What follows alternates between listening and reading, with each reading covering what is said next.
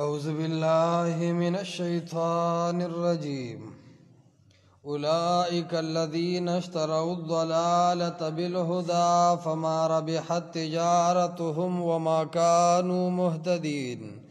مثلهم كمثل الذي استوقد نارا فلما أضاءت ما حوله ذهب الله بنورهم وتركهم في ظلمات لا يبصرون صم بكم عمي فهم لا يرجعون.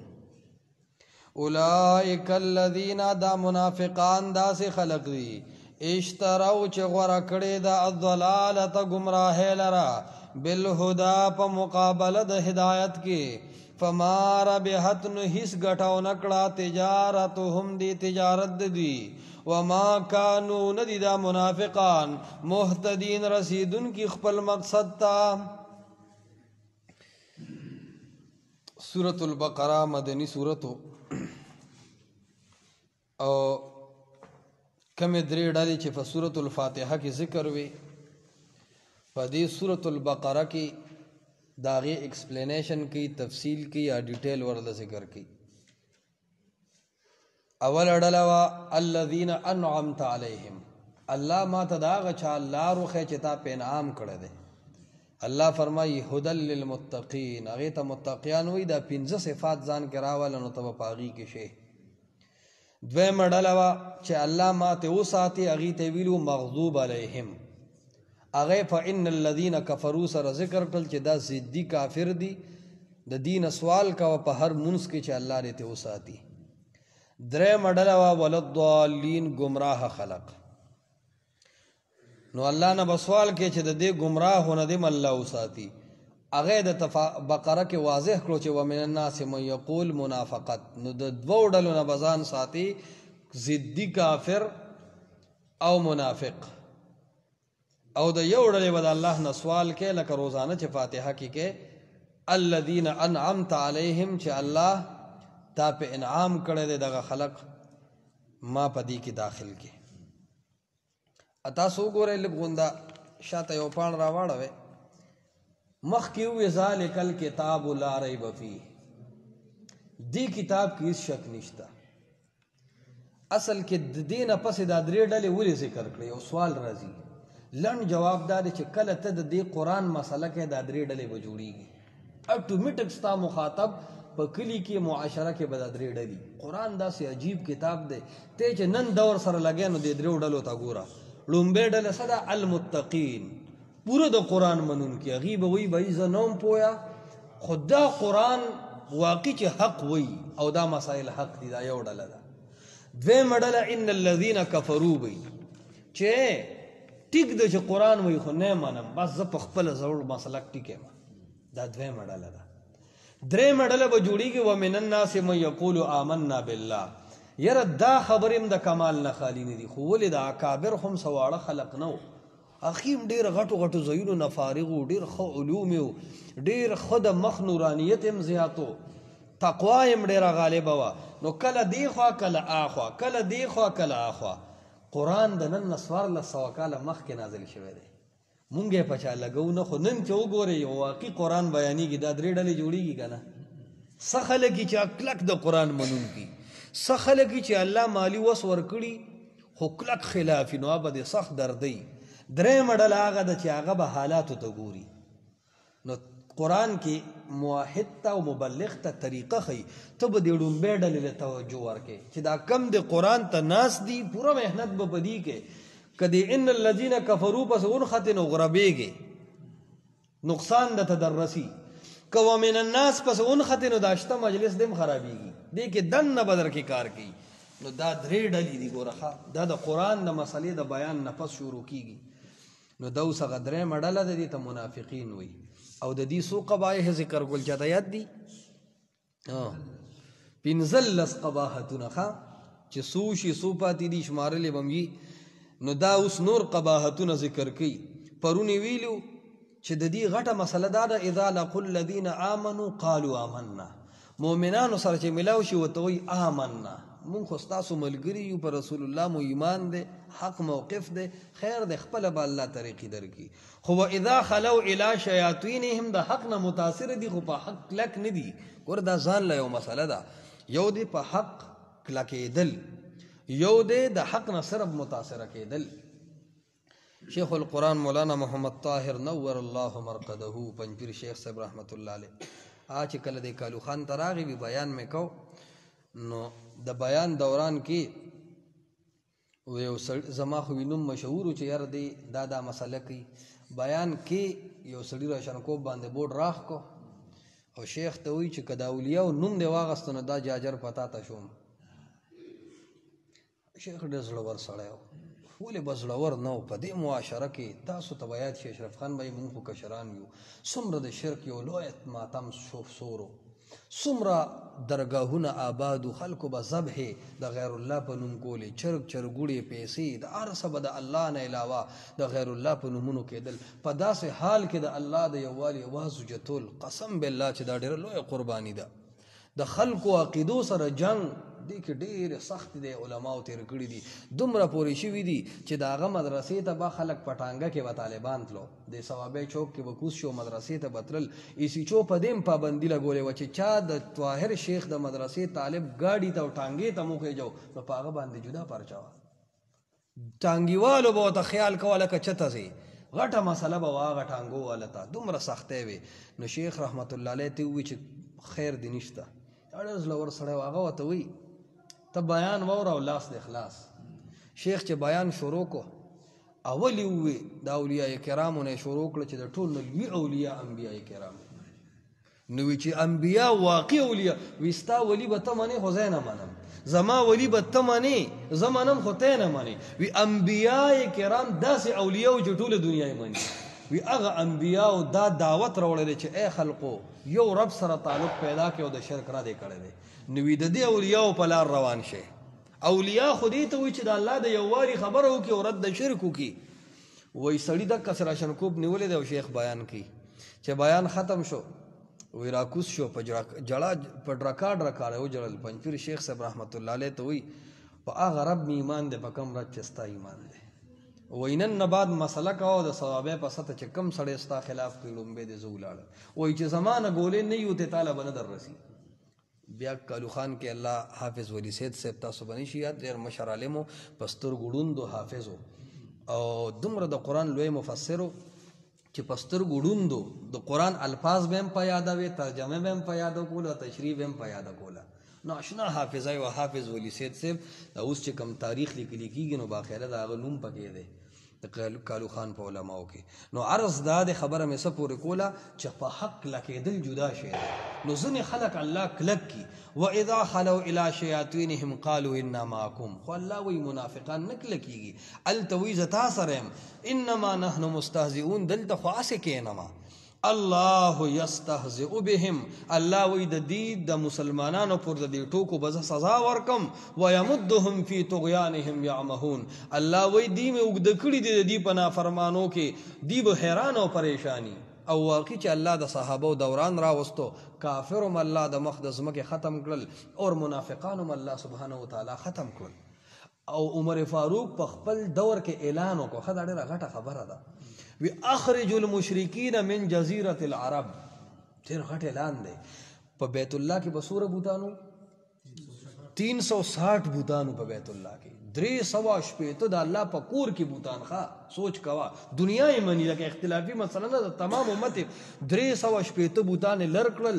دومره انقلاب راغی چې یا خو خلکو دي د کړي نه استل، یا د عمر فاروق په وخت کې اسلام دومره ترقي وکړه چې اعلان یې وکړو چې اخرج المشرکین من جزیرة العرب. څوک چې په خپل عقیده کې الله سره لات منات غزا او هبل شریکان ګرځي، وایي کړی والی د عربو نه ځان وباسئ. نن عربو کې شرک نشته، هغه اعلان دومره اثر کړی دی. نو الله سبحانه وتعالی وایي چې آخر وخت کې به دې پریشانه کېږي او الله به مؤمنانو له او صحابه کرامو له فتح ورکوي. نو اوس الله فرمایي ګوره الله سبحانه وتعالی دومره رحیم ذات دی، اوس هم په دې دومره ردونو او سختۍ کې منافقانو ته دعوت ورکوي چې تاسو خو د پیغمبر خبرې واورېدې، زه ابوجهل خو خلاف دې نه اوري، هغه غوږونو کې ګوتې ورکوي. ابو لهب خو غوسه وکنه اخو مجلس ته نه راځي قرآن نه دی خبر.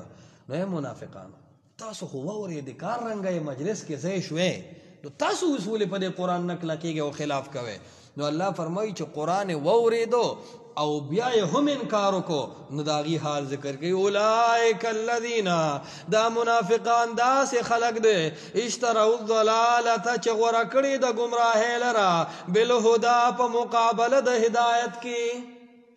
منافق د کافر نه زیات مجرم ولیکو وجه دا د کافر خو بس په ضد ولاړو نو خبر کنه پس کافر په ضد ولاړ دی او د حق نه دی خبر بس مړ شو مردار شو جهنم یې ځای دی. خدا منافق د ټولو لاندې درجې ته ولې ورسو د جهنم دی خو خبر دی د طاقت د قرآن د حقانیت نه او بیا هم د رسول الله صلی الله علیه وسلم ملګرتیا نه کوي.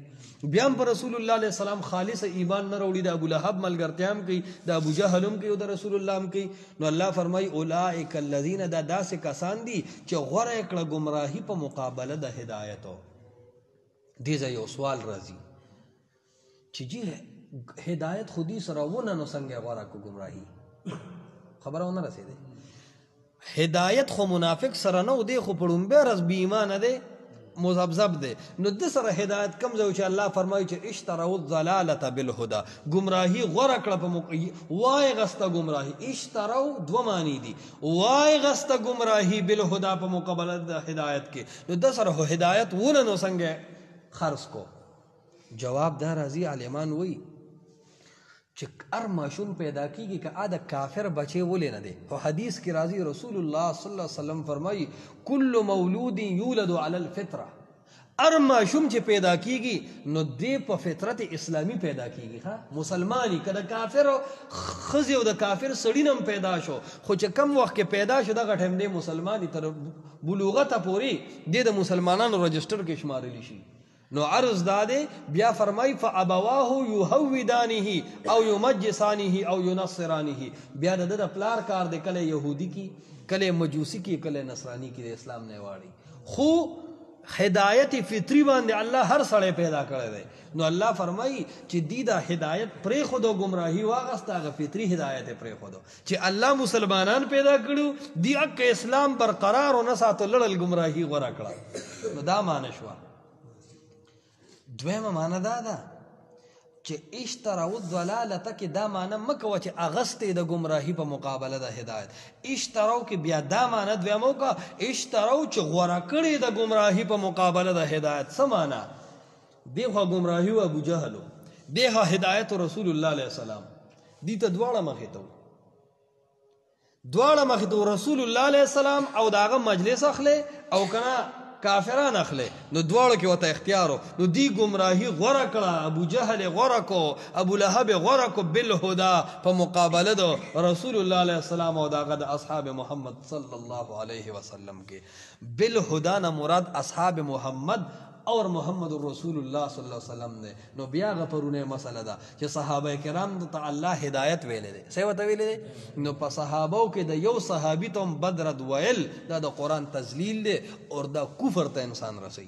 دی وجنه صحابه د اسمان ستوري دي. اولئک الذین دا داس خلق ده اشتروا الضلاله چې اغستی د گمراهی لرا. یو معنا اشتروا الضلاله چې غوړه کړي د گمراهی لرا بالهدى په مقابله د هدایت کې. فما ربحت تجارتهم نو اس ګټو نکړه تجارت د دوی. وما كانوا مهتدين او ندی لار مندون کی. وما كانوا ندی مهتدین هدایت مندون کی. مهتدین مقصد رسیدون کی مقصد خپل تا دی خپل مقصد ته رسیدون کی ندی. نو الله فرمایي لکه چل سو شو فما ربحت تجارتهم سګټو کړه د دې تجارت. یا دا چې اس ګټو نکړه تجارت د دې. څه مطلب الله مسلمانان پیدا کړي وغه اسلام پرې خود گمراهي واغستا ټول عمر د جهنم د اور خشاک شو. نو الله فرمایي چې داسې سوداګری هیڅ پیدا نه کوي. داسې سوداګری هیڅ پیدا نه کوي چې هغه ټول عمر څه شي وایي هغه د جهنم خشاک شي. دی خو هیڅ معنی پاتې نشوه. د دې دا خړو ایمان هم نه دی کدی په دې دوکې لکه منځونو کې بم په صف کې حاضرو که صف کې ناظر ایدل بیا خو منافقت معلومېدو کنه.